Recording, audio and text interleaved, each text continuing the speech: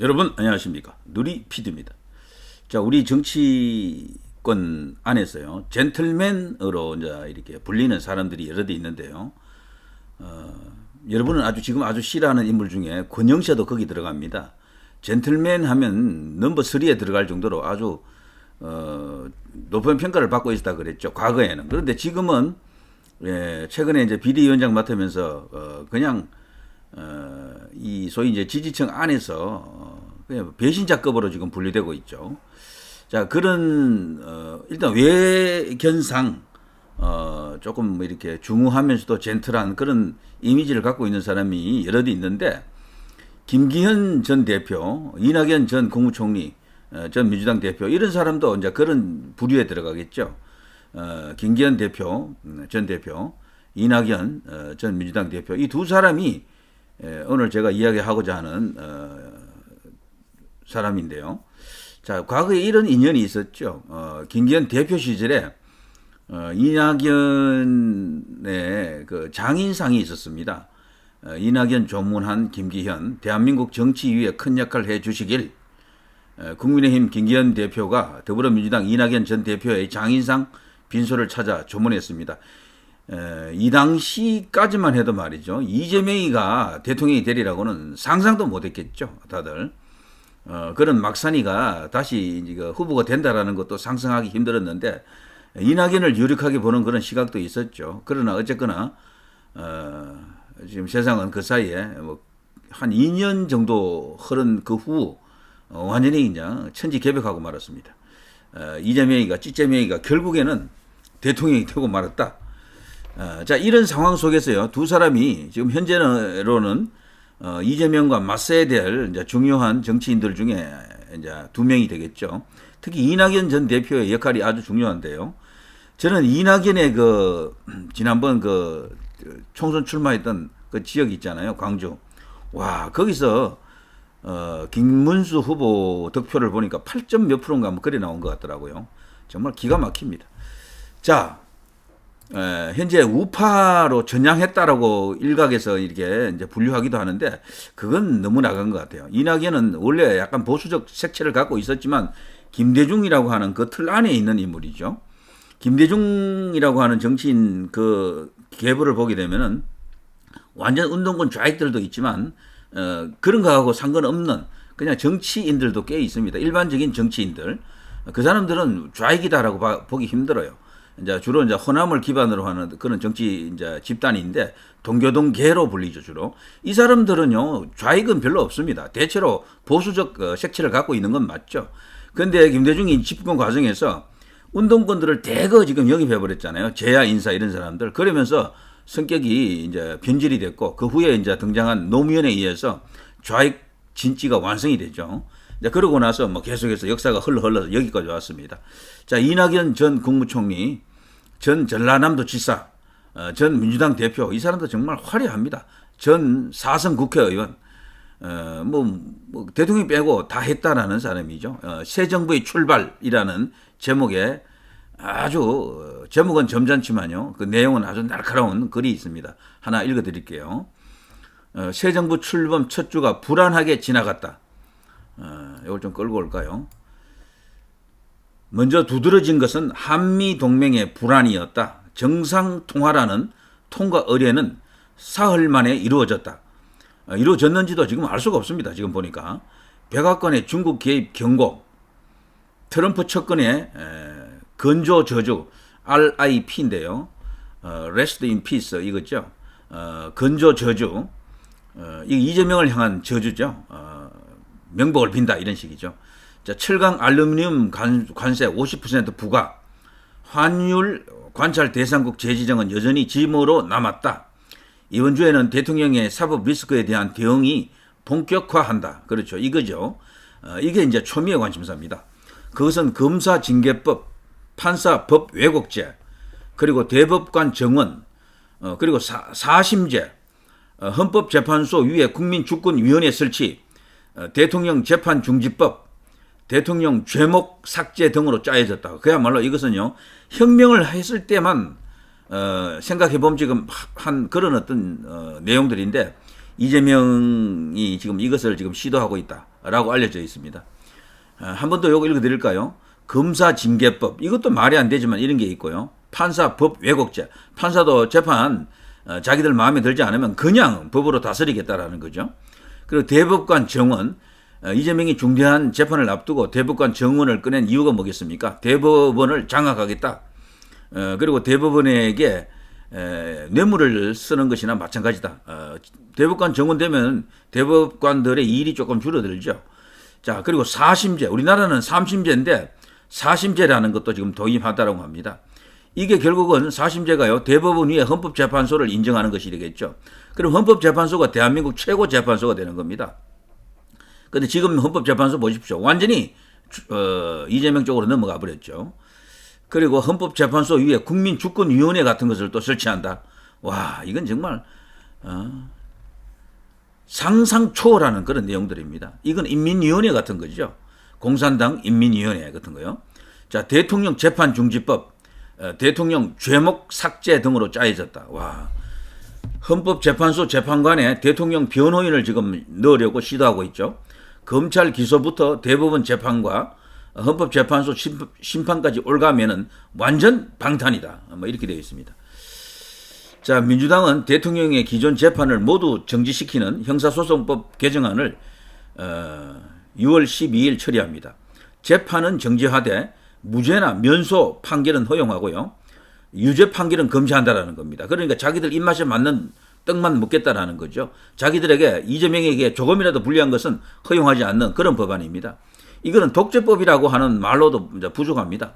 그래서 요즘 괴물 독재라고 하죠. 히틀러나 스탈린 뭐 이런 어떤 철권 통치 그야말로 극악한 어떤 독재자들도 감히 생각도 못하는 그런 법안입니다. 자, 형사소송법을 이처럼 기괴하게 바꾸려는 것은 헌법만으로도 대통령 재판이 중지된다는 그들의 주장에 자신이 없기 때문이다. 그렇죠. 헌법 갖고 말이죠. 헌법학자들은 대체로 이재명의 편을 들지 않는 것 같아요. 우리 이제 법조계가 비교적 보수적이다라고 옛날부터 그렇게 알려져 있는데 그 중에서도 가장 보수적인 게 헌법학자들입니다. 자, 특권은 제한적으로 해석돼야 한다. 헌법이 정한 특권을 형사소송법이 확대하면 위헌 소지가 생기는 거죠. 헌법 84조의 대통령 불소추 특권은 취임 전 범죄에는 적용되지 않으며 당연히 취임 전 재판은 취임 후에도 진행된다는 것이 학계 다수설, 여기서 말하는 학계는요, 헌법학계를 말합니다. 국민 63.9%도 같은 생각이다. 재판 계속해야 된다라는 그런 여론조사가 있었죠. 그것도 출구조사에서 그런 여론조사가 나온 겁니다. 그걸 봐서요, 이번에 대선 결과는 뭔가 왜곡된 게 아닌가 생각할 수가 있겠죠. 국민 64%, 그 중에는 민주당도 약 절반 가까이, 민주당 지지자 절반 정도가 또 재판을 계속해야 된다라고 응답을 했죠. 그러니까 그거 응답하고, 저쪽에 이제 이 대선 개표 결과가 너무도 이상한 거죠. 차이가 나는 거죠. 자, 민주당도 예전에는 뭐 그랬었습니다. 학계 다수설, 헌법학계 다수설을 따랐었죠. 그런데 서울고등법원의 선거법 파기환송심의 재판이 이제 6월 18일입니다. 민주당은 대법원이 유죄로 판단한 허위사실 공표죄를 바꿨어요. 면소 판결을 끌어내려고 합니다. 법치주의를 파괴하는 그야말로 한 사람을 위한 위인설법입니다. 위인설관이 아니고 위인설법입니다. 위헌 소지도 위인설법도 정권의 정통성 시비를 낳을 수밖에 없겠죠. 자, 정통성 시비는 대내외 국가 리스크가 됩니다. 이것은 그야말로 대한민국이 허접한 그 법치가 지배하지 못하는 그런 야만의 국가가 된다라는 것을 말해줍니다. 자, 한 사람의 사법 리스크가 국가 리스크로 커지는 그야말로 비상한 상황이다. 이게 이낙연 전 총리, 전 민주당 대표, 전 국회의원, 사선 국회의원, 전 전남도지사의 이제 글이고요. 자, 이번에는 5선 국회의원에다가 울산시장 그리고 국민의힘 대표를 역임했던 김기현 전 판사죠. 이분은 판사 출신이죠. 법에 대해서 잘 아시고요. 서울대 법대 나왔죠. 이낙연도 서울대 나왔지만 법대는 아니고요.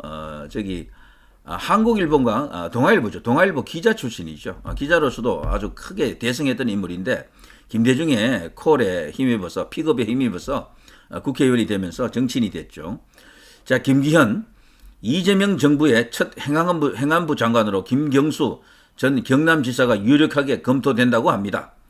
희대의 드루킹 선거 공작으로 민주주의에 꽂힌 선거를 더럽힌 사람이 장관, 그것도 공정한 선거 관리를 해야 할 행안부 장관 자리에 거론되는 것 자체가 막장 드라마나 다름없습니다. 그렇죠. 이게 정말 우리 언론에서 크게 보도도 안 되더라고요.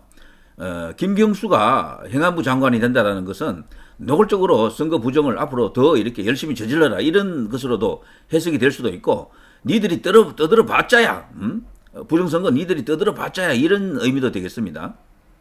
여기에 드루킹에 배우를 집어넣는다라는 게 말이 안 되는 거죠. 사실상 선거관리위원회 거기 수장을 여기 김경수로 꽂는 거나 마찬가지다, 이런 생각이 들어요. 자, 아무튼 이 김경수는요, 미국 문화원 불법 증거 농성으로 징역 4년을 선고받았죠. 또 그에게 불법 정치자금 수수죄로 징역형을 선고받았던 국무총리 후보, 아이들에 대한 교통사고를 막자며 민식이법을 발의했지만 정작 자신은 무면허 운전 전과가 있는 양두구역의 대통령 비서실장, 공무수행 중 코인 거래 논란으로 총선에 출마조차 못한 국민소통비서관, 자, 이런 등등이 지금 일어나고 있는 일입니다. 이걸 다시 한 번 더 언급해드리면요, 국무총리 후보는 김민석을 말합니다. 미국 문화원 불법 증거 농성으로 징역 4년을 선고받고 또 그에게 불법 정치자금 수수죄로 징역형을 선고받았던 국무총리 후보 김민석, 반미주의자로서 미국에 들어갈 수는 있을지 모르겠어요. 아이들에 대한 교통사고를 막자며 민식이법을 발의했지만 정작 자신은 무면허 운전 전과가 있는 양두구역의 대통령 비서실장. 정말 기가 찹니다. 자, 이런 자들을 지금 이재명이가 지금 중용하고 있는 겁니다. 공무수행 중 코인 거래 논란으로 총선에 출마조차 못한 김남국이죠. 국민소통비서관 등등입니다. 자, 대통령부터가 전과 사범의 온갖 부패 비리 혐의로 재판을 받고 있다 보니 이재명 정부에서 공직을 맡으려면 최소한 범죄 전과가 있거나 파렴치한 전과가 있거나 부정부패라도 해야 되는 모양입니다. 그야말로 신랄한 직격탄입니다. 말로는 국민통합 운운하지만 실제로는 성실하고 선량하게 살아온 사람은 뒷전으로 밀려나고 전과자가 출세하는 세상이 도래한 것 같습니다. 한마디로 나쁜 남자, 전성시대다, 이렇게 볼 수가 있겠죠. 착한 남자, 착한 여자, 나쁜 남자, 나쁜 여자가 있다면 지금 나쁜 쪽이 지금 승리하는 것이다 라고 이제 볼 수가 있습니다. 현재로서는. 그러나 이것이 오래 가지는 않겠죠. 자, 이쯤 되면 국민 주권 정부가 아니라 전과자 주권 정부라 해도 과언이 아닐 것입니다. 와, 김기현 대박 터집니다. 자, 더 큰 문제는 이제 시작이라는 것입니다. 아직 장관 인사는 발표도 하지 않았습니다. 우상호도 지금 정무수석으로 지금 내정이 됐던데요. 앞으로 있을 수많은 인사에서 그저 아버지 이재명을 받들었다는 이유로 프리패스 면죄부를 받을 것입니다. 우상호는 사실 이재명에게 다소 비판적이었는데 이런 걸 보게 되면요, 굉장히 야같다라는 걸 알 수 있습니다. 이재명이가 이재명이가 자기 스스로는 5년을 계산하면서요, 개헌까지 염두에 두고 있을 겁니다. 그래서 장기 포석을 하는 거죠. 시작은요, 일단 그쪽 진영을 통합하는, 문재인 진영을 어느 정도 배려하는 듯한 그런 스탠스를 취할 겁니다. 그래서 자기가 힘이 완전히 붙게 되면은 그때는 다 쳐냅니다. 이거 전부 다. 그래서 지금은 아주 교활하게 인사를 하고 있다, 이렇게 봐야죠. 거기 지금 거론되는 인사들 중에 친명이 아닌 자들도 다수 있더라고요. 자, 그리고 압도적 의석을 가진 민주당은 인사청문회조차 가볍게 무시하며 이재명 대통령의 폭주를 도울 것도 불보듯 뻔합니다. 말하면 뭐 하겠습니까? 안 봐도 비디오입니다. 자, 베네수엘라의 독재자 차베스는 늘 입만 열면 국민을 내세웠지만 실제로는 헌법을 갈아엎어 독재의 길을 닦고 사법부를 짓밟았으며 심지어 국면까지 바꾸며 나라를 망국의 길로 이끌었습니다. 그런데 놀라운 것은 베네수엘라가 그렇게 해서도 나라가 망하는 지경까지 갔잖아요. 그 인플레이션이 그야말로 천문학적 기록적 인플레가 일어나가지고 리어카로 돈을 한 답을 끌고 가도 살 수 있는 물건이 별로 없을 정도로 휴지 조각이 됐죠, 돈이. 그렇게 나라를 엉망으로 만들어 놨는데도 불구하고 그 후 선거에서 말이죠, 차베스의 후계자라고 하는 마두로가 또 당선됩니다. 그 정도로 이 포퓰리즘이 무서운 겁니다. 포퓰리즘을 막는 것은 그래서 끼인 국민들이 많을 때 가능하고요. 또 다른 의미에서는 포퓰리즘을 막는 것은 포퓰리즘밖에 없다라는 그런 자조 섞인 말까지 있죠. 자, 우리나라는 그것과 함께 이제 부정선거 이슈도 있고요.